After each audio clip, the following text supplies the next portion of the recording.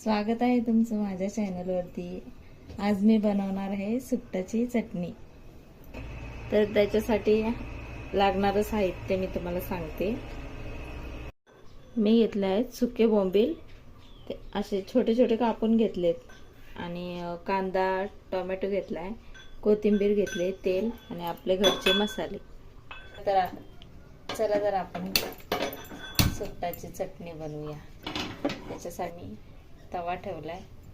मी तव्यावरती चटणी बनवणार आहे आज। A few moments later.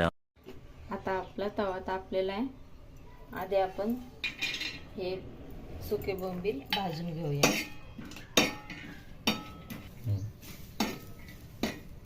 बोंबील चांगले भाजून घ्यायचे। A few moments later.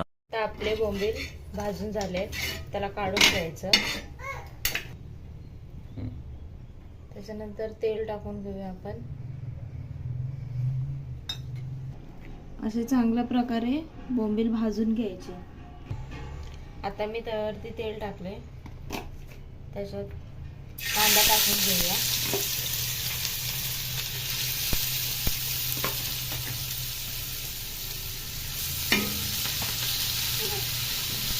कांदा चांगला भाजून घ्यायचा।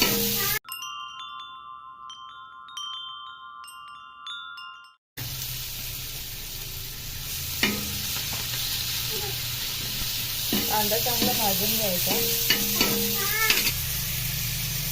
मीठ टाकायचं त्यात, चांगला भाजतोय कांदा। तवा तापल्यामुळे आपला कांदा पण पटापट भाजून झाला। आता मी टोमॅटो टाकते।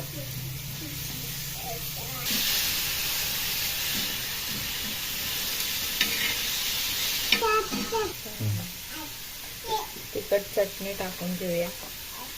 घरचा बनवलेला आमच्या गावचा मसाला आहे। हळद टाकूया थोडीशी, धना पावडर टाकते। आता चांगला असं भाजून घेऊया।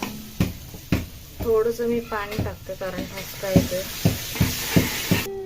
आपले मसाले चांगले आता भाजून झाले, आणि आता त्याच्यामध्ये सुकट टाकते, सुके बोंबील।